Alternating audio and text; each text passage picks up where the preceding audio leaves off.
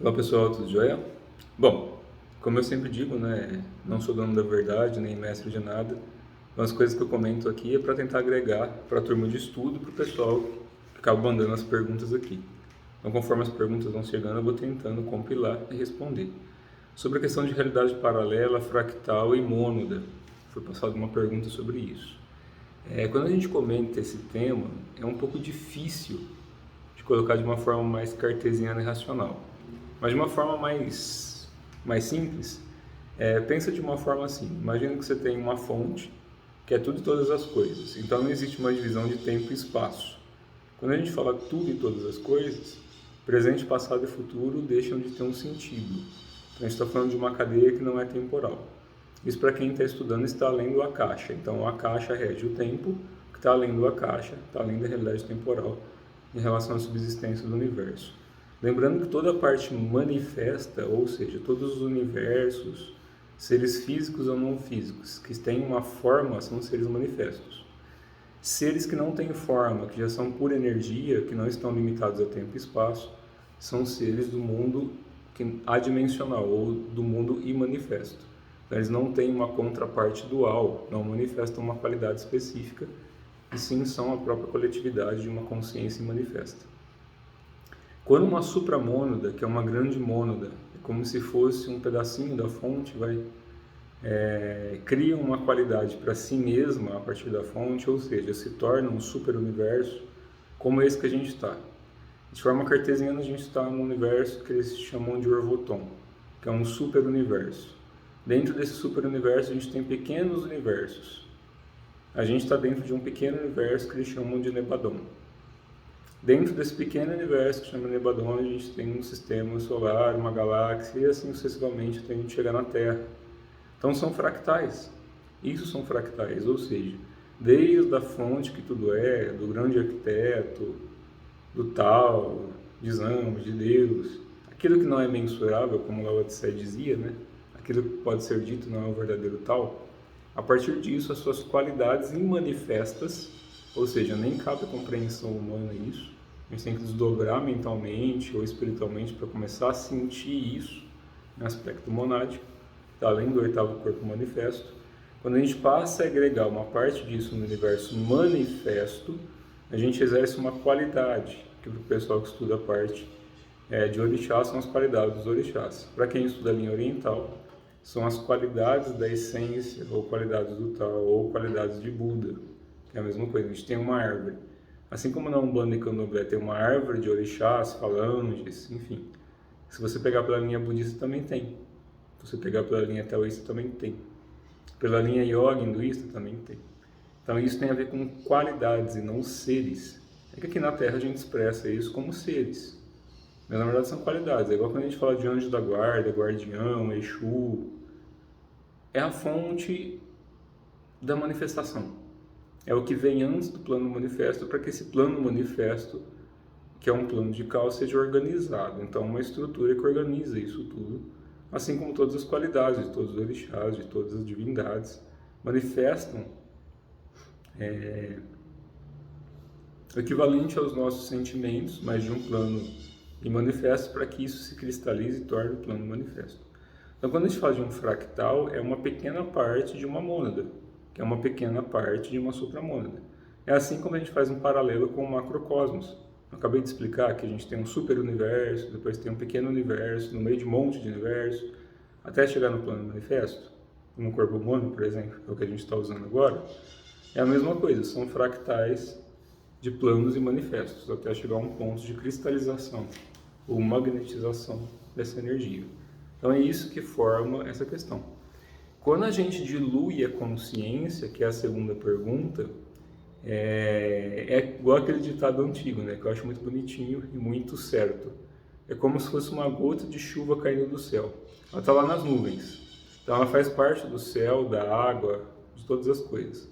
Aí ela vira uma gotinha de chuva, ou seja, ela sai assim da sua coletividade e vira uma gotinha de chuva, com toda a essência de todas as outras partículas de água que não se desconectam, acabam só se separando durante um tempo. Então essa pequena gotinha de água começa a cair do céu, vê um rio. Aí fala que vai cair dentro do rio e se dissolver e vai deixar de ser a gotinha de água. Só que quando ela cai dentro do rio, ela se torna o rio, ela percebe que ela se torna o próprio rio. E quando o rio percebe que está chegando no oceano ou no mar, ele fala, nossa, eu vou entrar naquela montoeira de água e vou me dissolver e deixar de existir quanto rio. Só que quando ele cai no oceano, ele se torna o próprio oceano. Então, respondendo essa pergunta, acho que esse koan, ou esse tratado, é bem condizente. A gente deixa de ser um indivíduo, passa essa coletividade da Terra, depois que você vai acessando essa coletividade e tem certo entendimento ou vivência disso, você acessa a consciência cósmica e assim sucessivamente, até o ponto de solução de consciência que você volta a agregar à fonte. E isso de baixo para cima, que é a nossa condição humana, até enquanto divindade, a gente tem que abrir espaço para que isso aconteça, ou seja, acumular energia e aprender as fórmulas ou métodos para que você possa transcender a parte física, a sua manifesta, e possa unificar o que eles chamam de céu e terra, que é basicamente a estrela de Davi, né? O triângulo para cima e o triângulo para baixo, que cruzado da estrela de 6 pontas. Isso tem uma série de desdobramentos, mas é basicamente a unificação de céu e terra no corpo. E isso se dá a partir de alguns centros energéticos e algumas características específicas ali para quem já está praticando e estudando. Mas não tem nenhum mistério, não. Na verdade, é só questão de prática e conduta. Não existe uma divisão do que é espírito para o que é físico. As pessoas criam isso como se o mundo espiritual, o mundo dos ETs, o mundo das divindades fosse muito melhor do que o nosso. Mas lembrem-se que tudo e todas as coisas fazem parte da fonte, inclusive o plano manifesto.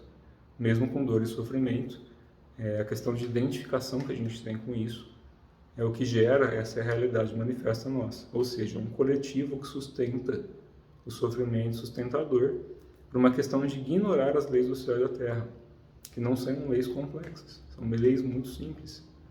É o fato da gente começar a se conscientizar disso, respeitar o nosso corpo, respeitar o corpo das pessoas, respeitar a nossa mente, respeitar a mente das pessoas, desenvolver a nossa espiritualidade, a espiritualidade da pessoa, é a tradução do famoso Namastê, né? Deus em mim, salve Deus que está em você. Porque não existe a divisão, não existe isso. Então não é uma questão de a gente sair daqui, porque não existe para onde ir. Existe apenas um plano dimensional, ou não, um plano adimensional, por exemplo, em que dali para cá a gente percebe uma qualidade da gente.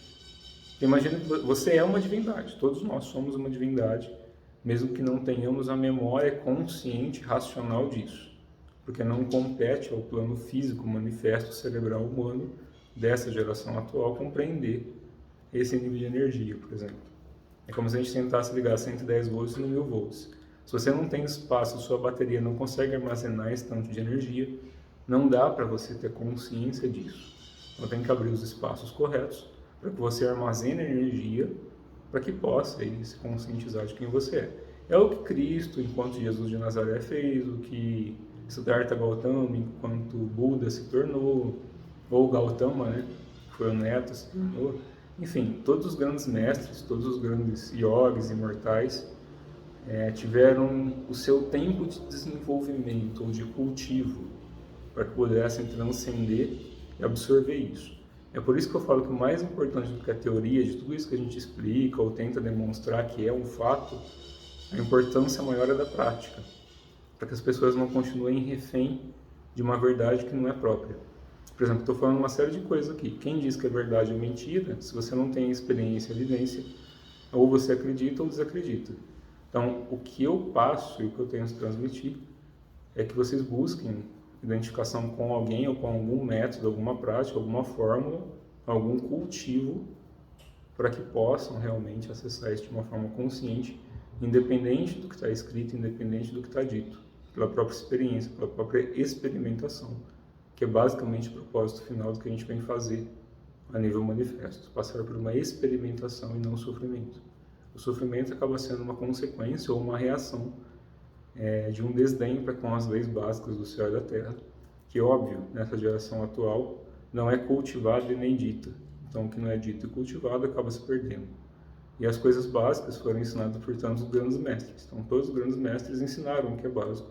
Basta que a gente aí possa ter o mínimo de virtude possível para sair da cadeia de sofrimento. Tá certo? Um abraço a todos.